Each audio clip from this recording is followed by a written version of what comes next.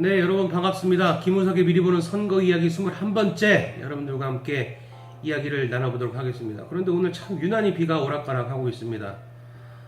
미친 듯이 막 비가 내리다가 뚝 그쳤다가 기후변화의 어떤 징후는 아닌가 좀 우려스럽기도 한데요.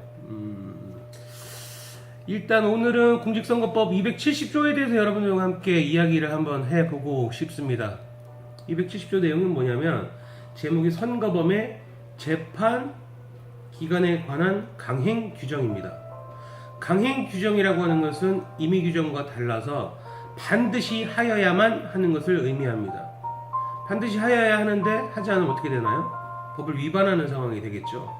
근데 지금까지 정치 공간에서 정말 많은 270조 위반 사례가 있었습니다. 그 내용을 좀 말씀드리면 선거범과 그 공범에 관한 재판은 다른 재판에 우선하여 신속히 하여야 하며 라는 이제 전제 조건이 나옵니다.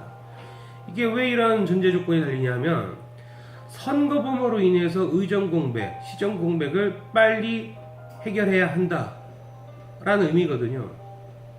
그래서 이걸 쉽게 적시 처리 필요 사건이라고 이야기를 하는데, 그 판결의 선고는 제1심에서는 공소가 제기된 날로부터 6개월 이내에, 그리고 2심, 3심에서는 전심의 판결이 선고가 있은 날로부터 각각 3개월 이내에 반드시 하여야 한다라고 되어 있습니다. 근데 여러분들 잘 살펴보셨는지 모르겠지만 지금까지 공직선거법 위반 재판 과정에서 이 270조가 지켜진 사례는 제가 알기로는 없는 것으로 알고 있습니다. 이게 무엇을 의미하느냐? 재판부가, 사법부가 법을 다루는 곳이죠. 위법을 하고 있는 것입니다. 구조적으로 사법부가 법을 위반할 수 있는 전제를 깔아놓고 있습니다. 왜냐하면 이 270조 강행 규정이 위반됐을 때 그 위반했던 재판부나 사법부에 처벌 규정이 있어야 하는데 그게 없어요. 그러다 보니까 재판부가 이 법을 어긴다 하더라도 처벌받는 사례가 없겠죠. 그리고 정치적인 사안이다 보니까 상당히 민감합니다. 근데 원래 취지와 다르게 정치적인 판단을 하는 것인지는 모르겠으나 정말 많은 시간을 갖고 1심, 2심, 3심이 진행이 되고 있습니다.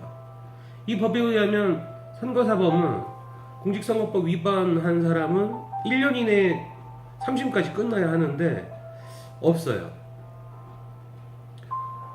정치 관련해가지고 이 공직선거법이 좀 개정을 통해서 이런 것들은 좀 손을 봐야 하지 않느냐라는 개인적인 좀 생각을 하고 있습니다. 왜냐하면 법을 만들었을 때는 법을 지키라고 있는 거거든요. 근데 지키지 않는 상황이 계속되고 현상적으로 나타나고 있다면 손을 봐야 하는 게 당연히 맞겠죠.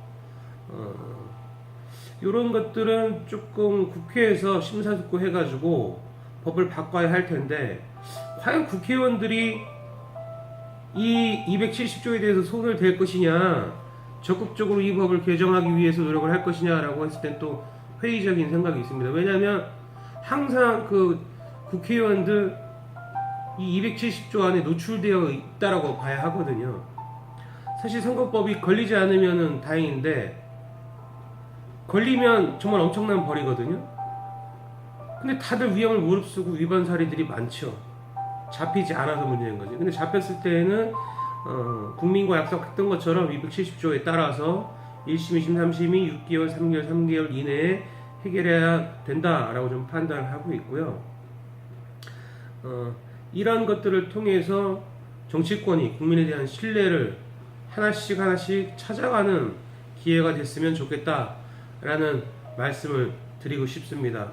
그리고 이게 제가 예전에 동아일보에 기고를 한 적이 있었는데 엄청 크게 실린 적이 있습니다.